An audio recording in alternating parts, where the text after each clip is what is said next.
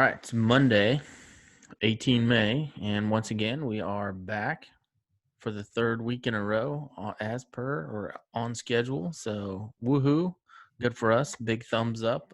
Jordan and I are doing another episode here, and for this one, it's going to be mental health or mental. What did you say, Jordan? Mental strength. Mental strength. Excuse me. See, I already forgotten. We just talked about this like 2 seconds ago, but.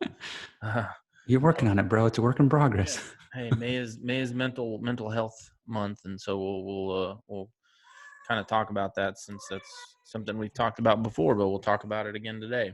So, Jordan, let's start us off here. What's been happening? What's the goings? Ah, man. So we might as well start with something funny, something humorous, poke fun at ourselves a little bit. Oh yeah.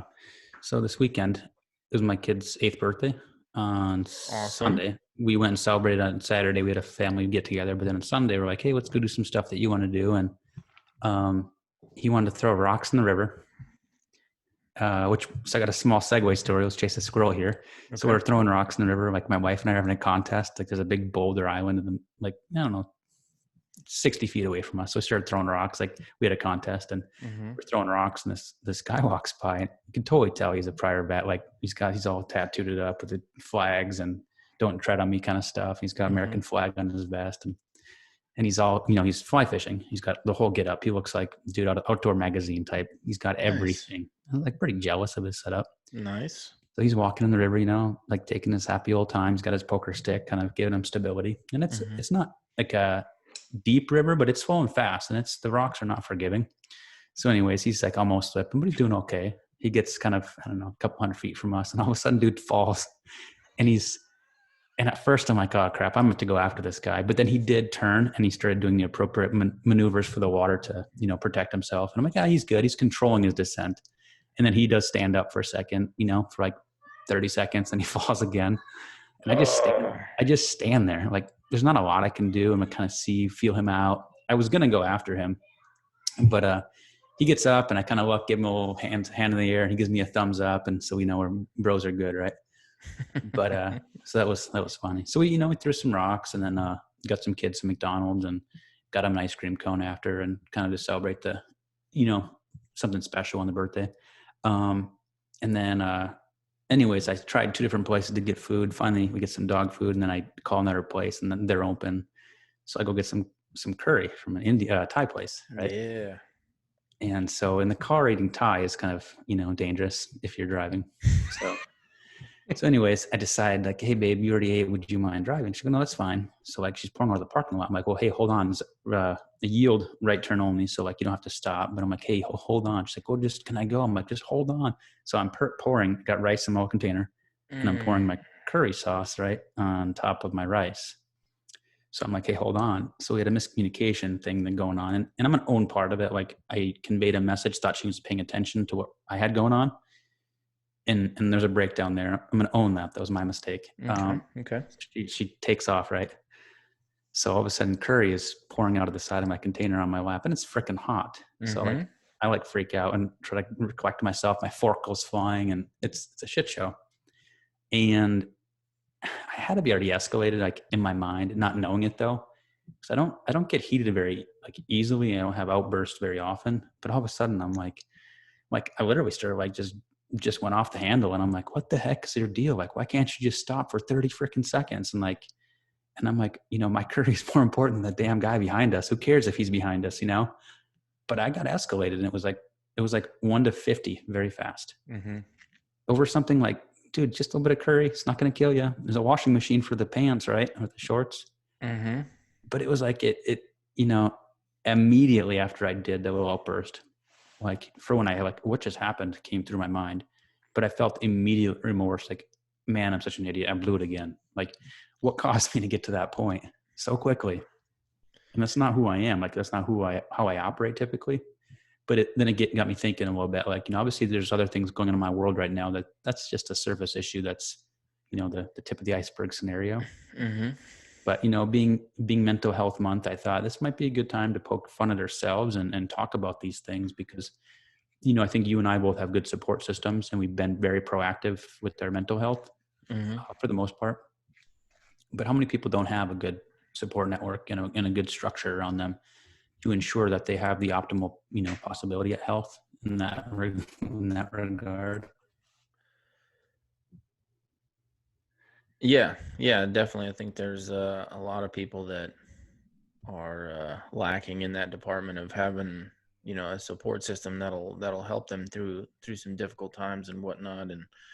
And I mean, I've been there. I've had the same things happen. I've had outbursts and immediately like, what the hell's going on? Like, why would I do that? Like, what's wrong with me? I've over the last few months, you and I have spoken offline. I've spoken with Levi, and I'm just like, dude, what is going on? And I've talked with other veterans, guys that I engage with on a regular basis, and I'm like, dude, what's wrong with me? And they're like, hey, you're fine. He's like, it's just it happens, man. Like you're at a I'm on point the where phone. Sorry. no, you're good. You're good. It's all good. This is real life. This is good. We're not even gonna edit that one out. But no, it's like we go through things where we're very much on edge, and I'm trying to figure out exactly what it is that's going on, but also to figure out like how do I mitigate that to the point where I'm not having those thoughts or those issues, and I'm going through different courses of action right now. So we'll see how it goes. Yeah, no, and I think it doesn't matter. Like, this is not, mental health is agnostic to history in the sense of like, it doesn't just apply to, veterans and first responders or anybody with a traumatic type or stressful type job. Everybody deals with mental health, fallout, both positive and negative, but it depends on how you filter situations, events, life happens, put it that way. So, I was thinking about it, like, I said, like, my whole day was going like really good. And then that happened. And I'm just like, right? Like the Hmm. whole evening didn't go near as, Oh you know, no, everything wasn't kosher after that. Come on. I tried to kiss and make up. She said, give me some room. And I said, all right, fine. You're Yeah. right. Did she have a baseball bat in her hand or? See, that's the scary part is like I know in her mind, she's like, I've never physically, laid a hand on her, but it's Hmm. like, she's watched the movie, she's heard the stories. Um, so she's always kind of like having to maybe look over her shoulder a little bit, and maybe she'll never even vocalize that, maybe she'll never articulate that, but I know that's kind of there as we kind of talk through some stuff. And that's scary to me that my wife's got to be like kind of like on edge a little bit, and that shouldn't be, but yeah, it's scary. It can be scary anyhow. Yeah. I mean, it's it's one of those things that I think there's also a stigma out there that people have about especially people coming from the military and whatnot, and they're like, oh, you're just gonna go off the handle, you're gonna go crazy, do this and that and the other, and it's like, no, everybody's not the same. Don't categorize us all in this, don't put us all in the same category. Yeah, we're gonna have issues, but I think it's just part of it, man. Like just the way it is, and just have to learn to recognize those things and try to not be at a 10, be at like a 2. So Yeah, and one thing, I know you dropped off my challenge, quitter, I know, quitter. but I've noticed a big difference in the last 6 months. Is really when I started doing like this different practice, setting my day up intentionally the way I have, and like next month I'm looking at starting like working out in the morning too. I work out intermittently throughout the day and usually in the evenings, but I'm realizing that if I start my day off in a certain trajectory, like member PT in the military, you hated it then, but Hmm. honestly, I kind of miss that mentality of getting up and having to go through that routine because it set your day up for success, knowing that your daily routine was, from a place of getting your workout in, getting your mindset right. So even the meditation I do for 12, 13 minutes a morning, it's, it's radically changed my thought process. Like, there are days I have my failures. Clearly, Sunday was an example, but overall, my life has been a lot more successful in everything I do because of my focus and where it starts from. Yeah, and I mean there's something to be said about that, because you're not going through the motions, you're actually doing it, and you're seeing the results of it. And I know I would get the same results or get results if I clamped down and started doing those things. And I agree, it's nice to be able to get that workout in the morning, and you're like, hey, I'm done. Instead of, I know some people, they like doing it after work or whatever, but dude, I get done with working and I'm covered head to toe in grease, dirt, grime, whatever. And so it's like the last thing I want to do is go work out. I'm like, dude, I'm tired. I don't want nothing to do with lifting any heavy object or running or anything. So, especially since nobody's making me do it. So that's the problem. That's the problem there. There's no forcing function. Whereas in the military, you do have a forcing function. It's like, hey, get up. You know, you got to do your PT and then you're done. So I need to be in that same boat. I've been trying to really get this whole sleep thing down. So that's, I think, is one of the my primary goal right now is to get decent sleep and then start working on scheduling everything and getting everything in order the way it should be, because I always feel like I'm behind. I always feel like something's hasn't been done, and I don't know, I let that get to me. No, and that's a bad place to be when your mind is always occupied with those nagging thoughts of, almost like guilt. So it's never like you can never really shut off because you're always feeling like, there's something undone. Mm-hmm. Um, so I don't know like what kind of blocking and tackling you've done to help combat that mentality, but something that I just, and every person is wired differently. So what works for me is not always going to be for you. But like one example is some of the like the Todoist or Wunderlist, some of those different platforms. You can literally put anything in your day that you want to, accomplish for the day or the week. And then literally like in your mind in the morning, this is what success looks like today. If I get X, Y, Z done, today's been a good, successful day. And honestly, when you go to bed, like if there's things still lingering, you can literally say, okay, well, I didn't get to it and this is why, and punch it into tomorrow. But like you've categorized it, what the importance level is at the beginning of the day. So at the end of the day, you can literally go through your list. It takes 30 seconds and you say, okay, well, I checked all these things off. So if your mind is still wandering, you can place that wandering feeling where it belongs. Like call it out and identify that, okay, well, I can't get to everything every day sometimes, but then put it in the tomorrow's category. And then you know what? Tomorrow you'll have that as your priority. But to me, when I started doing that, so at the end of the day, kind of going through that list of what needs to be done today, I can accomplish way more throughout the day right now than I ever have. And the stress Mm-hmm. level is a lot lower too. So I've heightened the amount of activity, but the stress level has actually come down just by simple like tools that I've implemented over the last year. Okay. Yeah, and I mean that was going to be my question. It's like, how do we, how do we reduce that stress? And that's by ultimately what it sounds like to me. What you're saying to me is be more organized and then put something in place that will kind of hold your feet to the fire, I guess. And but the funny thing is that I was never this way when I was in the military. I don't know. I just, since I've left the military is when it's like actually affected me. When I was in the military, I don't know, maybe just because everything was set up. We knew what was. We had the schedule. We had everything was scheduled like 4, 6, 8, 12 months in advance. So maybe that's why I need to, set up my own cycles of like we had in the military, like in regiment. So I don't know. I think I've been thinking about that a lot though. Remember we talked about, I forget who, I think it was with Jason Van Camp a little bit, but I know you and I have talked either offline, especially about, the idea of institutionalization in general. And I honestly think I remember it's been at least 12 years now since I was in, I think, but give or take. Anyways, the idea of having to assimilate back to society and not having that structure is not easy. Um, so the fact of the matter is you barely got out of the military. You're still very fresh in that regard. So I Mm-hmm. guess I would try to give yourself a little bit of grace there, but also like identify what it is and put a system in place that will help you combat that issue. Because I do think that sleep can be a compounding, uh, you know, factor to this whole situation. So it's definitely a stressful place to be for sure. Yeah, and I mean the sleep itself has gotten better. I just have to be very mindful of what I'm doing um, before I go to sleep and whatnot.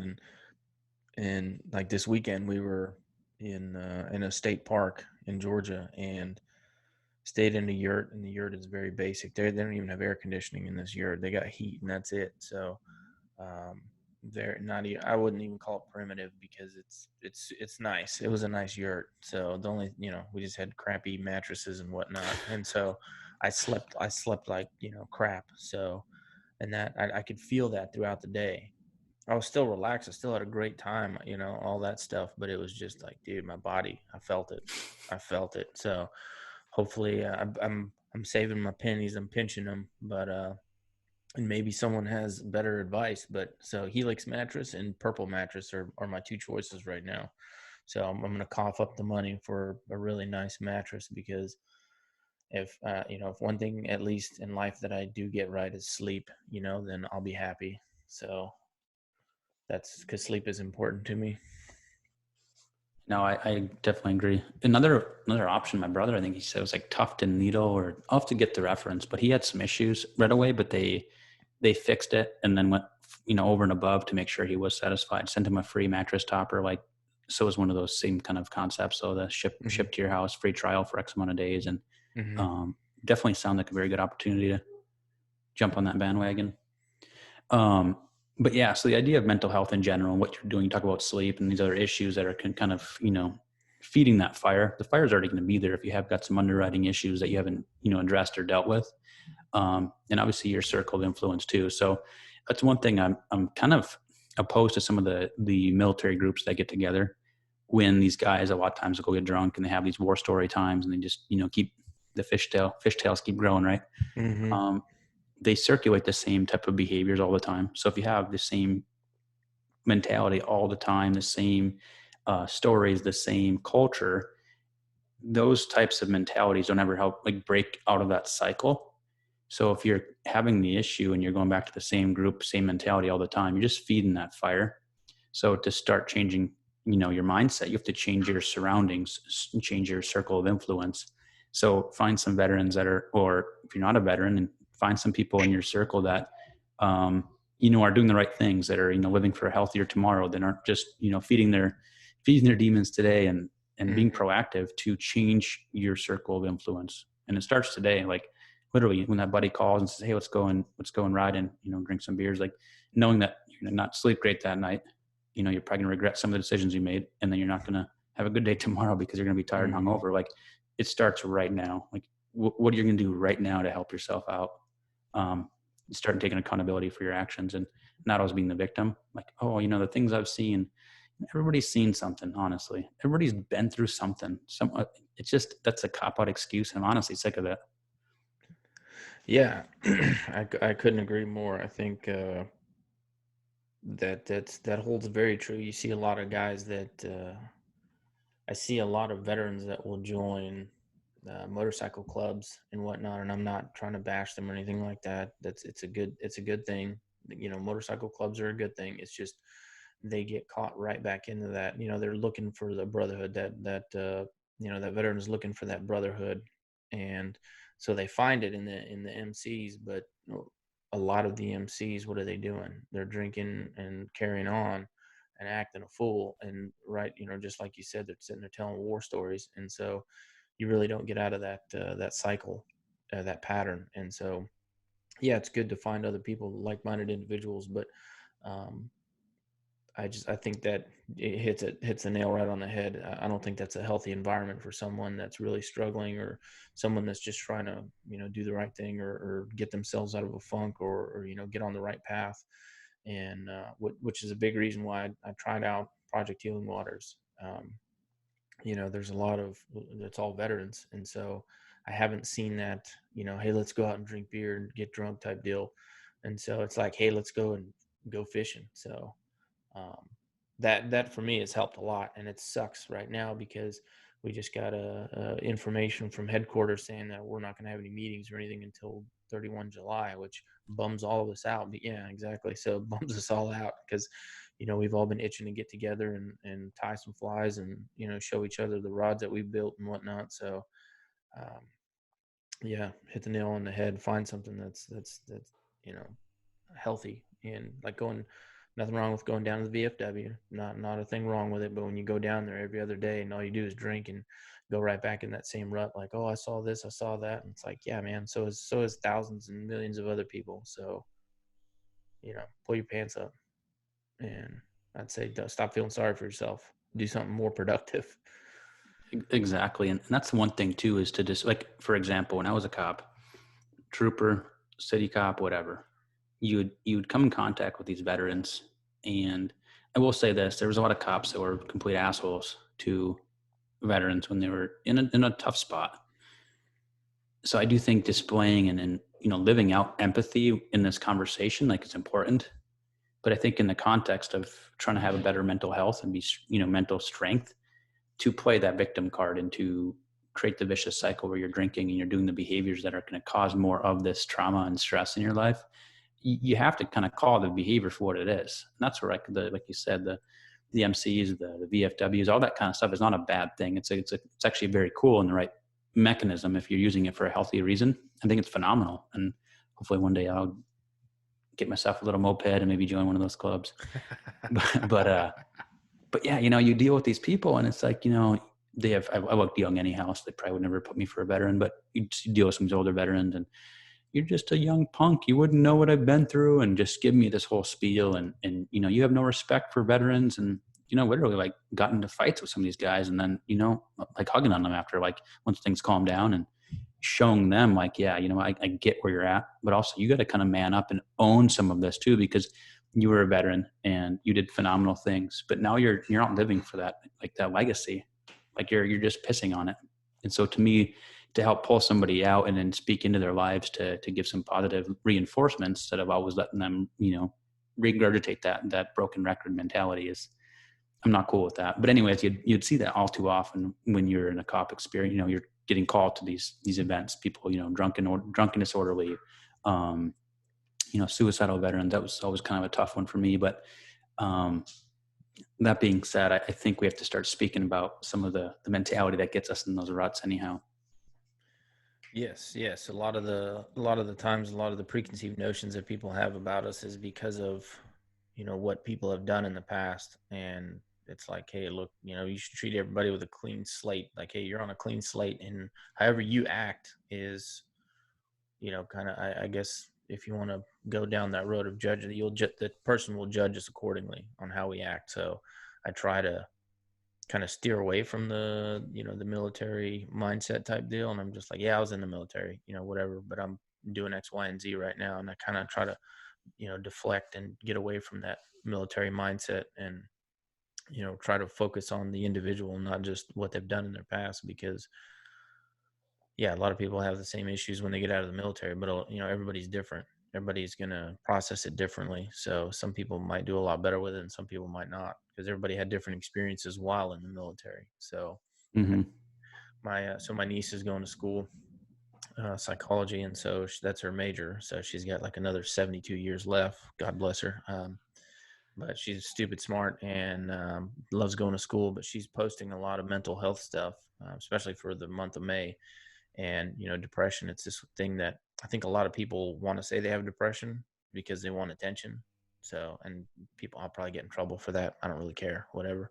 But there are people that will say, hey, I've got so and so, I've seen this and this, because they want attention. And they, well, why do you want attention? What do you want to talk about? It's like, how can we fix, or how can we solve the problem, instead of just talking about it, instead of just being like, oh, I've done this and that, I've seen this and that. Okay, well, how are we going to fix that? How are we going to attack that with a solution?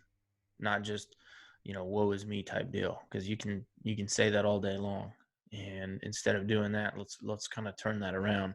And, let's not think of just military or first responders, because everybody's dealing with something in their lives, especially throughout this, sickness thing that's going on. And so, like, how do we attack this mental health thing to, turn it around, make it better for us, to where we're not always in the dumps? And, what do we do? Yeah, I mean, there's obviously a litany of things you can kind of start to literally unpack, and depending on the severity of a situation. But honestly, I think so often we kind of over analyze, and we get something you'll hear oftentimes in the technical field of, like, analysis paralysis, and like there's too many things to do, so you don't do anything. And Mm-hmm. but even simple things like getting out into the sun, like, legitimately, especially out in, like, the Pacific Northwest, we don't get enough of it, especially in the wintertime. um, Getting out into the sun, getting that vitamin D you need helps, and obviously your brains to release chemicals like endorphins and serotonin to actually help with your mood. So it's something very easy, practical. You can get those lights that I've heard work pretty good, those blue lights that emulate the sun. Mm-hmm. So you're sitting at a desk, get one of those blue lights, get some, something I started doing too is like a diffuser. So I get like citrus or lemon, or like sometimes I get lavender, but just in the background, let that go in the air, and it actually like makes me into a different like state of mind, which Hmm. helps my mood. I'm not depressed. I don't have like ongoing depression, but you can get into these funks very easily. So I stay very proactive because I want to enjoy life. I want to thrive in life. Um, like, do you exercise? What are you doing for your body? Some very practical things are going to help get you out of that cycle. Yeah. So exercise, I'll raise my hand and say, mm-mm, I haven't done it. Like I'll admit that all day long. Since I've left the military, my exercise program is, thumbs down. So I want to get back into riding mountain bikes because that I felt was good. It's good for you. It's fun. I'm outside. Um, and I really enjoyed it because it reminded me of, racing dirt bikes and things like that. And it's, I don't have to go very far at all to find really good trails. And so, um, I'm that's a gig on me, and I need to be more adamant about that, and more adamant about working out and whatnot. I got a squat rack, I've got a pull-up bar, I've got the whole 9 yards, and so I just need to pull my head from my butt and just get on it. It's that morning time is what's kicking my butt. It's like I got to get up. Sometimes I'm up fairly early, but I just have to make it a point to, hey, tomorrow, even if it's for 10 minutes, something, whatever it is that you do some sort of exercise or something, or just go outside and go for a walk even. I mean, I think, you're talking about getting sun or whatever. Even if the sun isn't shining, you're still getting UV rays through the clouds, and so just go outside anyways. I think that'll help a lot. And haven't tried the diffuser, but no, I because I'd like for people to not just hear about the problems, that we need solutions to the problems. 1 + 1 is 2. So I guess people need to buy diffusers and go outside, and that'll fix all of our problems. Somewhere there's some barrel-chested freedom fighter saying, "What the hell are these guys talking Yeah, about? what? Lavender and Yeah, diffusers." yeah, yeah. You say that, but that he's probably got some weird stuff going on where he doesn't want anybody let anybody know. There's always those weirdos. You have those all over the place. You're like, what are you doing, man? They got caught doing something, and you're like, okay. You don't judge them because everybody's weird, everybody's different. So, hey, if you want to have a diffuser with lavender or sage or whatever the hell it is you want in there, get it. Get after it. I'm all for it. I support you. So it's, yeah, I mean, obviously I'm past the point of judgment in my life. If I can live a healthier life, so be it. I'm going to do it. Yeah, I definitely agree. Just, even a 10-minute, 15-minute walk with your wife, like get out there and just, if you get a little bit of exercise, it's better than none. So obviously there's, the degrees and what we're doing. And some days you might be able to give more and, build upon that, use building blocks. I think oftentimes we'll say, well, I don't have enough time to do, like a full 45-minute workout and really get what I want to get in. So I don't do anything. I think that's a cop out and dumb excuse. So I Hmm. would say just, with everything that you do, moderation is obviously good anyhow with most things.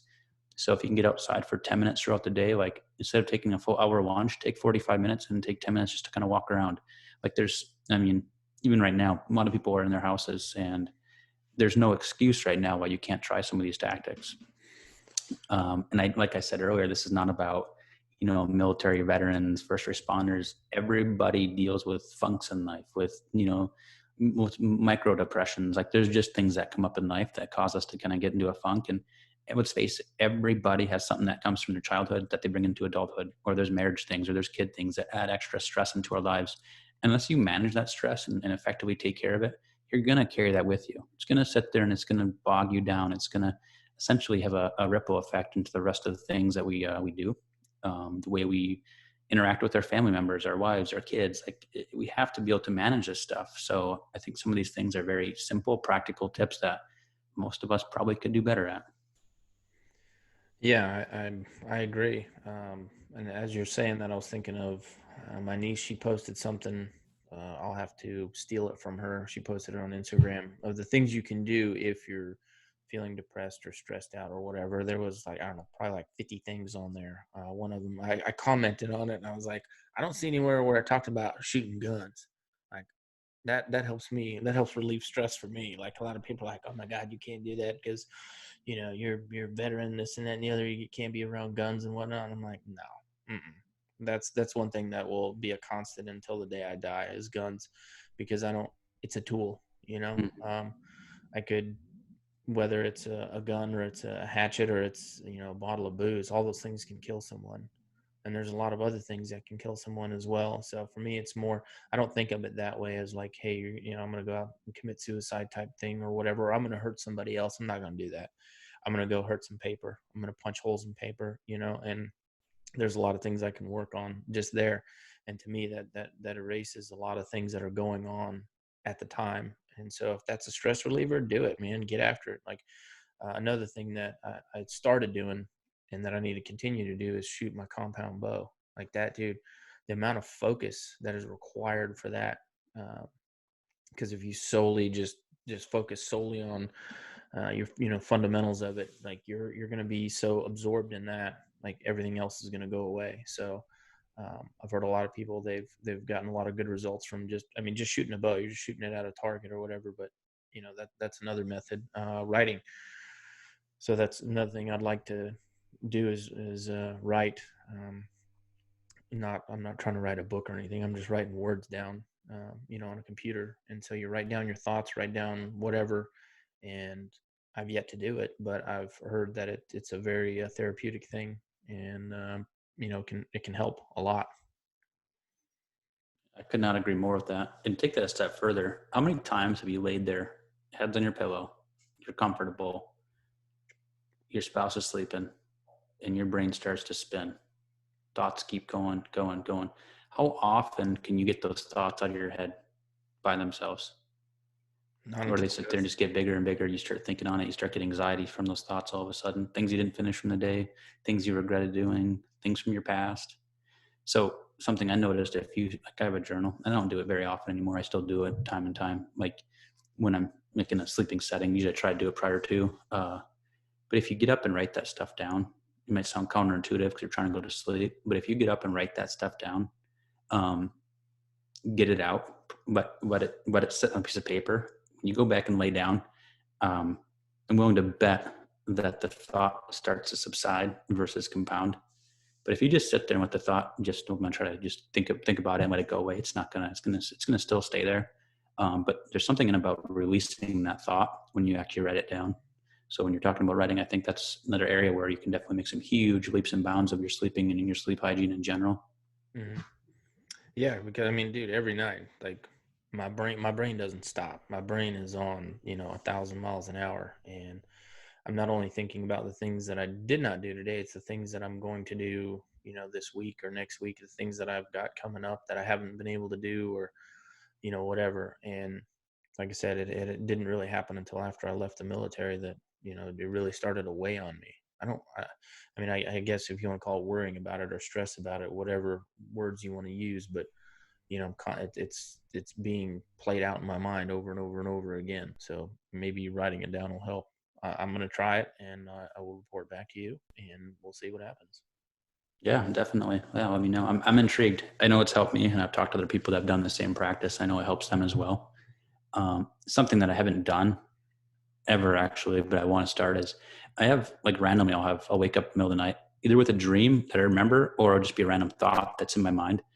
And I want to start practicing journaling at night. So when I do have a thought, writing it down. So I think the way I understand it is your subconscious, like obviously when you're sleeping, works differently than when you're up. And so those thoughts that come out are like relatively important to process.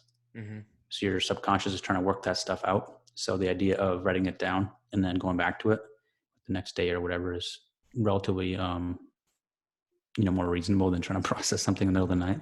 But anyways, the idea of that is something that's intrigued me, and I haven't done it mainly because I feel bad waking my spouse up. But I think it's an area where I'm going to try to figure out somehow to note take without being too disturbing to her sleep. But yeah, it's interesting to see how that could help me. Yeah, because I'm well, our bathroom is like, you know, a foot away from, or a couple feet away from my side of the bed, so I could sneak in there, and then, you know, with the headlamp right down, whatever. If I'm in that same situation, you have your notebook and your, you know, your pen and paper ready right there by your nightstand or whatever, and then should that situation arise, then you can go in and record whatever your thoughts and feelings are, and go from there. I think that think that's a great idea to do that. Yeah, that's, I mean, just something that someone told me one time. I haven't done it, but, and I will say this though, I do have a lot of like cool breakthroughs, like business stuff we're dealing with that I've kind of just been struggling on how to accomplish, whatever I'm dealing with.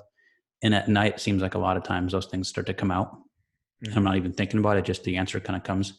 Um, so yeah, I think that's something I might actually commit to trying out for a bit, see what happens. Yeah, yeah. I think back on being in the military and whatnot, and like where was all this? Where was this discipline in my daily life and whatnot? And it wasn't there. It was all focused. I was completely all in the military. So it highlights that, Mm-hmm. and maybe that's part of it. I don't know. Because I was all in. I mean, I was in for 15 and a half years, and I dedicated a lot of my life, a lot of my time to the military. And I don't want to say I don't have anything to show for it, but I mean it's over now. So now what? You know, Mm-hmm. that's the thing. You're on to the next chapter, and it's like you have to let that go, and you have to look at hey, what am I doing now? And I have to rejigger everything and reorganize everything, and because nothing is organized for me. Everything at work was either organized, or I put it on the calendar and we do it. But um, yeah, it's more of a structure thing that you got to be adamant about it, I think. And everybody's situation is different, and so I think this could be applied not only to people in the military, but maybe somebody's worked somewhere for 20 plus years. I mean, that's all they know, and then they can all of a sudden stop doing that. It's like that's a huge change. Mm-hmm. Huge. Like last week we talked about Dan Blakely, or the week, was it the week prior? A couple weeks ago, maybe a Yeah, couple two weeks. weeks. Yeah. Yeah, 2 weeks ago, whatever. But life-changing events, getting married, PCSing, having a child, uh, stop working at one place to work at another place. All these things are major life-changing events, and they really weigh on us mentally. And so I think that taking the time to figure out what it is that will help you through that situation, that time of difficulty, I think that'll definitely have you'll see the rewards, maybe not instantaneously, but I think throughout the weeks and days and months coming, I think you'll reap the benefits of it. 100%. Yeah, I agree. Um, Another thing I was thinking of is the idea of being busy and then being stressed with that busyness, or doing proactive and healthy behaviors throughout your day when you are busy to make sure that you're being successful, triaging or managing stress correctly and what you're doing throughout the day. And I had mentioned a couple of times now, but I mention it again because it fits within the vein of this conversation, is um, the book by Simon Sinek, or The Mentality of Start With Why. So peel back the layers of what you're doing to make sure that your intentionality and your reasoning for what you're doing is you know fits within the vein of what you should be doing, or the lens of why you're trying to do what you're trying to do makes sense in that time frame for the right reasons. Because it definitely gives you a lot of mental strength one direction or the other. It can help you, or it can pull you down in other areas. So one of the areas, like for work, I I was strategic with this, and my younger brother that I work with on a lot of different projects or whatever, because he's very good at being strategic with his day and blocking things out, and I've kind of watched from afar, and he's done a good job there. So I kind of went to him and said, hey, kind of keep me accountable with this stuff. Like check in once in a while, make sure I'm triaging my tasks that I'm doing, not from like a micromanagement standpoint, but to make sure I'm asking the question. And I've noticed since then, and he doesn't even he doesn't ever come down on me or anything like that, but he's around me, and I know that he knows that I'm trying to make sure I'm doing better at this area. And anyway, so everything I do now, I filter through the lens of start with why. So why am I doing this? And if I can't answer the question from the optic of what I'm starting with and the right reasons, I don't do it. But the cool thing is I can put more on my plate now for the right reasons, and then get more done, and I feel more empowered and more energy to accomplish the stuff I do, like good energy. Mm-hmm. So that's one area where I would say is make sure you're questioning what you're doing throughout everything throughout the day. I mean, it's a simple question. So, think about an example, I have to go mow the grass. Well, why are you mowing the grass? Well, you got to keep your lawn kempt. It makes sense. It keeps the wife happy, keeps the neighbors happy. It looks good. You feel good about it. Okay. It makes sense. I should mow the grass, right? Mm-hmm. Eating breakfast. Why do I eat breakfast? Well, if I don't eat breakfast, if I don't eat it, I'm going to be cranky. My blood sugar is going to be low. I'm not going to be able to focus. So like simple things like that, maybe start with that practice. But, at work, there can be 4 or 5 things on my plate, and 3 of which are proactive or, are going to give me positive results. 2, I don't know, probably not, but I might go about them because I think there's something I should do. Well, if I can't answer the questions correctly within the vein of it's going to help my business, it's going to help with this growth area we're trying to grow in, then I probably shouldn't do it. So it helps me kind of effectively manage what I'm going to do. So that's an area where I think people go through exercises too often and just, it's the way we always done things. So they just keep going through the motions, living the dream, and I never question that. And to me, it irks me because I know I've been there. I know how much frustration that has, like the result of that mentality. So yeah, that's an area where I'm super intrigued and I kind of have a zeal to help people understand the power of that. Yeah. So what I'm getting out of that is because I'm still on the hey, what are the solutions here, and that you just described a great solution. You had somebody that held you accountable. Basically, they don't need to breathe down your neck or whatever, but you just have a buddy, somebody check.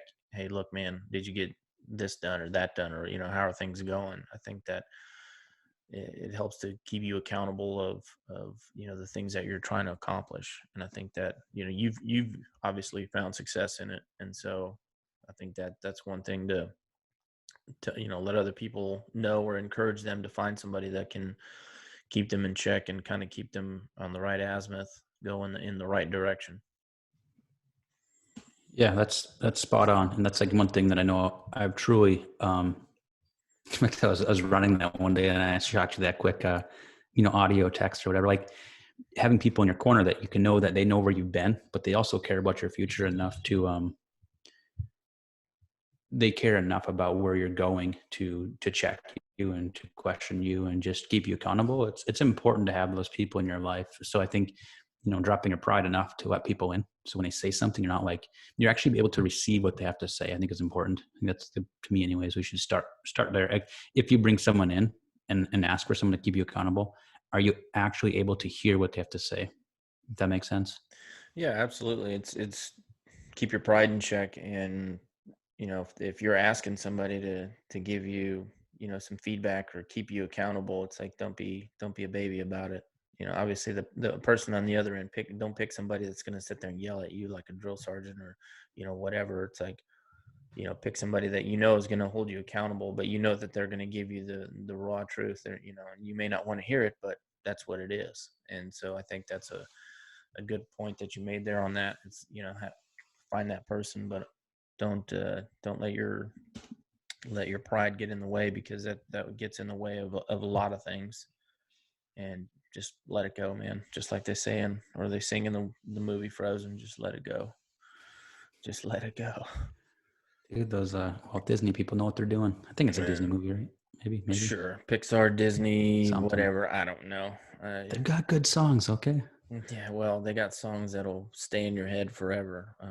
Especially when you have a 10-year-old daughter and she likes all those movies, and she's all about the princesses and mermaids and all that crap. Yeah, I don't have girls, so we'll see how that works out in a few years here. But Mm. yeah. So one other area, kind of like probably in my mind, like an area where I don't think people put enough energy on, and I think it could help anybody and everybody. It doesn't matter what state you're in right now, it could help you. So this goes with almost anything. If you're looking to get wealthy, to chase wealth will never really bring you wealth. It'll bring you despair, just depression, anxiety, but you're not going to get wealthy. You have to Mm-hmm. focus on, opportunities in front of you that potentially could provide a vessel to get wealth. Mm-hmm. Same with, to my opinion, with happiness, with joy, with peace. If you're chasing happiness, you're probably never going to get it. But now if you do what you enjoy doing, you work how you want to work and you work on your terms and you live a holistic, well-rounded life, and you're chasing after your dreams and you're helping others, and you're going after things bigger than yourself, bigger than your family, bigger than your community, maybe, you're going to find joy, happiness, and peace in that process. So to me, it's like, take a dry erase board and go right out there. Like, what are my dreams? What are things I enjoy doing? Do I enjoy my job? Maybe you hate it. So write that down. Maybe it's not going to change today, but write what would you want to do, and then let's work towards that. So with like helping others, what do you enjoy doing? What makes you excited about when you get to help others? Write that down and start building a plan on what you can do actionably. So if you want to serve at a food kitchen, go for it. If you want to, like I'm not trying to like pat ourselves on the back or anything, but like one thing we started doing is we sponsored a kid through Compassion International. It's not a lot of money. It's like $38 a month, but it's Mm-hmm. we're trying to live for something bigger than ourselves, and stuff like that. So the idea is to put enough things in our not like just to fill like a void, but to put things in our life that we're enjoying to do together as a family, as individuals, and what fulfills us. Then collectively, when we do these things, we find happiness in the process. I'm not sure if I'm articulating that correctly, but Yeah, I mean, I read you loud and clear there, driver. So no, the message is well received there. I think that's a very, very good point, especially with writing those things down on a board. Like I have a whiteboard in my in my garage, but you know, write those things down. And I hear all too often people are like, "Oh man, I can't wait for the weekend. Can't wait for the weekend." And what it sounds like, there's a lot of people out there that really do not like going to work, or the job they're doing now. And it's, just like you said, just find something that you enjoy doing. If you don't enjoy doing what you're doing now, yeah, it may be a necessity. Hey, I got to work to, pay my bills. Okay. Well, are you working towards something that you enjoy doing, whether it's working at a soup kitchen or helping other people build houses or build, a wheelchair access ramp for a disabled person? Um, volunteer locally. I've heard there's a lot of power in volunteering. A lot of people find a lot of happiness in volunteering. And, that's the last thing a lot of people want to do is volunteer their time, because it's taking away time from you. And I look at it like people spend the amount of time that people spend on social media. And if you spent half of that volunteering, what would that do to someone else's life? How would that impact someone? Because when you're on social media, what are you doing? You're scrolling. You're looking. You're a vegetable at that point, unless you're doing something constructive on there, I guess. Or I mean, that's what you're doing. You're a vegetable in your chair, just scrolling, looking at what other people's bitches, gripes, complaints. I mean, yeah, there's people, they post funny memes and whatnot, but it's not really that constructive, I don't think. no, it's definitely not. It's a nasty cycle that you get into on that. And I'm not against social media platforms. I'm not used for the right reasons. They're a phenomenal tool, but usually they're not used for the constructive. I could agree full-heartedly. And you talked about time. People have that mentality. It's that poverty mindset, in my opinion, like finances, with time, with anything you have as a resource that's been given to you. When you hoard it, and I struggle in this area too, so I'm preaching myself, like the fingers are pointed this direction. But the idea of this poverty mindset is, when you cling so tightly to something, you end up losing it. And what I mean by that is, you're so focused on yourself and what you have to do for your time, you're always stressed about it. When you give to somebody else some of your time, it's like almost magical in a sense, but all of a sudden you feel like you have more time on your hands. The 24-hour clock still was there, still applied, but Hmm. your mind changes. With money, you start giving to others, and it's amazing the opportunities that come in front of you. I can't explain it, but I know there's a principle that I don't care what you follow, if what faith, religion, whatever, like you reap what you sow. You plant good seeds, you'll Hmm. get good fruit. If you go around and you're a jerk to everybody, I hate to say it, but people are not going to respect you. They're not going to receive you well. Like, dude, don't be a jerk. So Yeah. the idea of the reaping and sowing, like, or would you plant good seeds, plant good activities into your life, and you'll reap good rewards.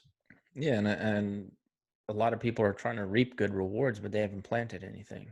That's Like, that's a dang good truth right there. like and I'll give you an example. I don't know, it may have been my phone. Yep. But garden. I'm trying to get a freaking raised bed garden thing going. And first we got to chop down a bunch of trees, but I mean, the garden's not gonna plant itself. And if I don't go out there and actually physically plant the seeds and then maintain it, keep all the critters out of it, maintain the garden itself, I will get nothing. And then nothing's gonna grow. Mhm. So same thing. Yeah, I want all these beautiful bell peppers, all these beautiful vegetables and whatnot, but it's not going to happen unless I put that time and effort into it. So, um, yeah, if you want to reap some good things, you might want to sow some good things first. Um, and a lot, I feel like, and I'm selfish a lot of times as well, but with the time thing and everything, and it's like, dude, you've got 24 hours in a day, and you're spending, time, just you're wasting your time. Part of it is social media. That social media will be there tomorrow. That stuff will be there tomorrow. There's a lot of things that may not be there tomorrow. And if social media wasn't there tomorrow, would it be that big of a travesty? Nah, it wouldn't be that bad. But now if a family member or something, in your life isn't there tomorrow, that's going to have a dramatic effect on you. And Mm-hmm. so, I think it's one of those things that we could all do better with. A lot of people there, that's all they do is they're on social media, especially now with people being at home. And there's a lot of negativity out there, even though there's people trying to put out positive things. It's like your mind automatically feeds on that negativity unless you're conscious about it and be like, mm-mm, you block those people out or whatever. But I'm with you. Like, social media is a great tool. It can be used for a lot of great things. And instead of trying to, everybody's trying to put negative crap out on there. Everybody's doing everything wrong, and this person's bad and that person's bad. It's like, let's try the opposite thing. I know there's one guy, and I'm going to try to get him on the show. I heard his interview on a different podcast. He's a 175 guy, and just listening to it, I was listening more just his story. And I was watching on, looking at his Instagram, and he put up, "Hey, do you know anybody that needs any food or any, items or whatever during this time? Let me know, and I'll get them a $40 Target gift card or whatever." Like, this dude, I don't know where he's getting the money from, but he's trying to do good things for people that are actually in need. Mm-hmm. So that, to me, I'm like, man, this dude's on point. Like, this dude he knows what's going on. And so, he's using that social media for good. He's, putting out there like, hey, if you know somebody that legitimately is in a bad spot, I've got X amount of dollars, or I've got, food, water, clothing, whatever, for that person or that family. That's no, that's, and I 100% agree. Like, there are people out there, and they're in institutions or companies that are doing, very good things with those platforms or mediums. That's why I don't want to throw the baby out the bathwater. I think it's a tell of people's behavior. It's already there. If social media wasn't there, it'll be somewhere else. People are people. So how do we change our behavior as people? You talked about when people aren't there, especially people die and pass on, and we always have the regrets of, I wish I could have, I would have, should have, all that kind of shitting on yourself. But the idea of dying declarations, I'm going to probably botch some of this, and I better remember some of my criminal justice training.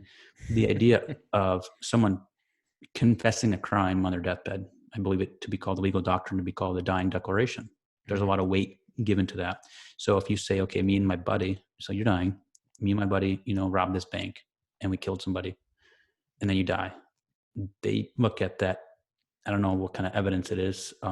Forgetting the term there, but the amount of weight that dying declaration has is very important to look at it, because of the fact that, what do they have to lose on their deathbed?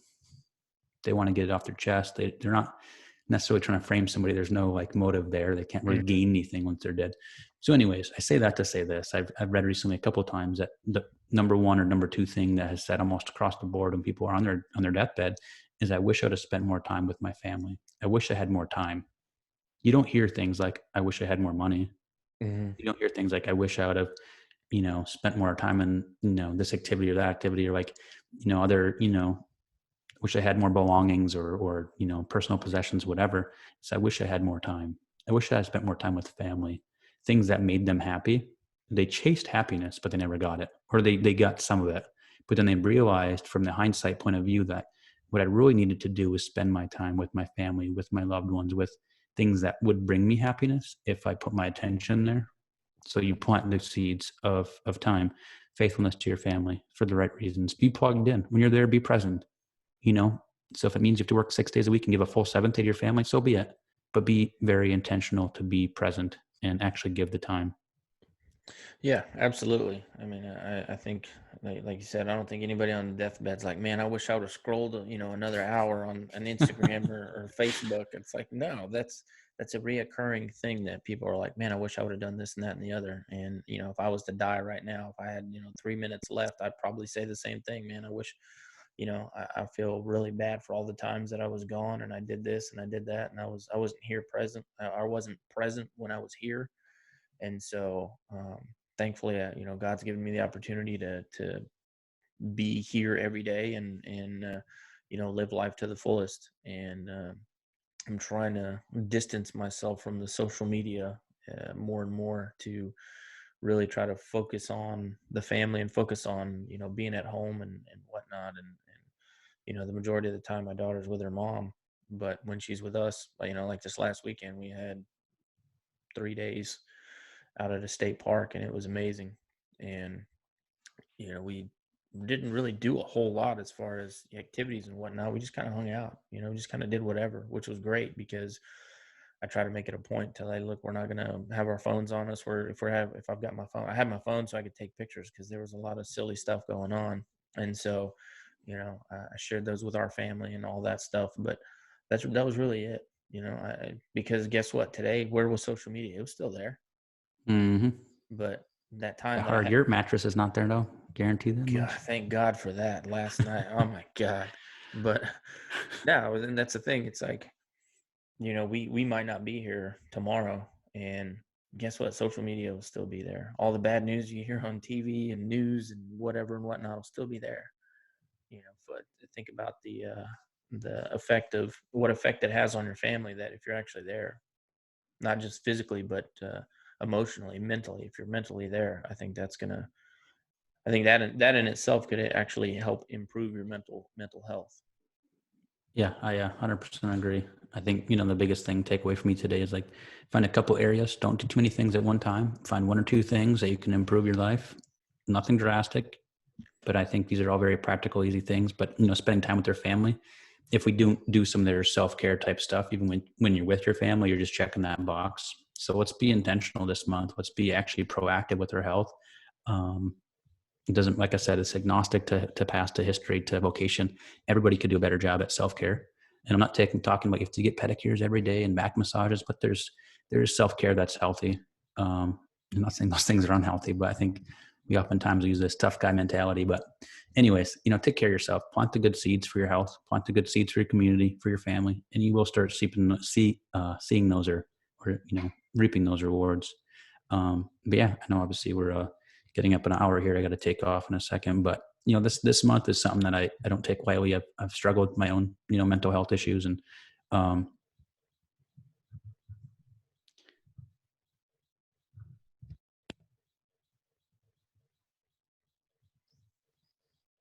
can you hear me, Pete?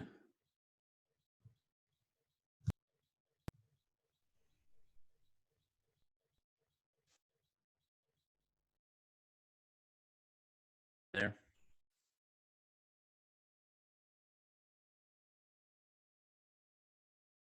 Now it's saying it's connected again.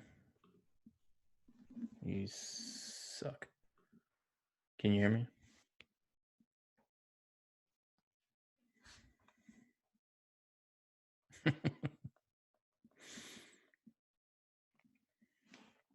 Testes 1 2.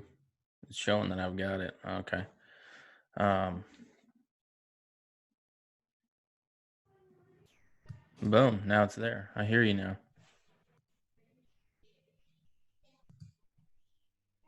All right, can you hear me now? Yeah, I think it was my my Scarlet Focusrite just disconnected. Oh, my bad. Sorry about that. I No, I unplugged think thought it was my bad. So you have to edit that for a second, maybe, or just roll it, and people can understand that life happens. yeah. Well, I mean, we can always we can finish it out this way. I mean, I'll have the audio from your garage band. My garage band stopped. I don't know this. I think it's the Scarlet Focusrite that keeps crapping out on me. I Oh, really interesting. because that's what it's disconnecting. I don't know why it's disconnecting. So, but anyways, yeah. Let's wrap it up and finish it out, and then I'm gonna eat some dinner and then get this thing edited, and we'll be good to hook.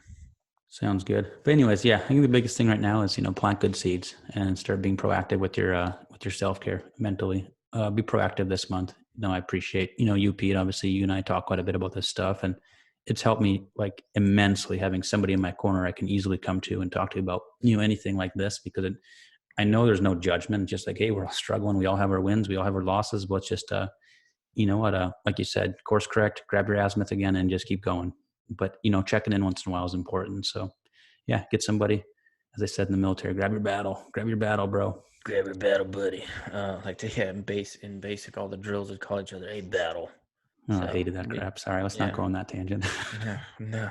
Well, Squirrel. well, yeah, squirrels. We had a obvious in Ranger Regiment. It was your Ranger buddy. So because everywhere you went, you had a Ranger buddy. You're supposed to at least. So Mm. I think that's a good practice to keep to maintain. Just expectation management. I think should be there as well. And but yeah, I'm the same way. I like having somebody in my corner and somebody to just kind of vent to and just kind of hey, this is what's going on, or you have somebody, your buddy check in and like, hey, what's going on? You're like, oh man, it's been crap.